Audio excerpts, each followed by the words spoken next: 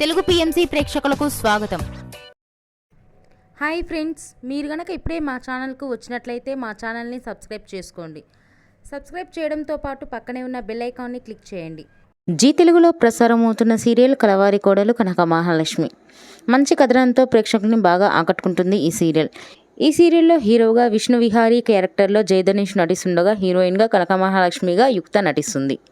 తాజాగా జయధనుష్ తన లేటెస్ట్ ఫొటోస్ని అభిమానులతో పంచుకున్నాడు. ఆ ఫొటోస్ని మనం కూడా చూసేద్దాం.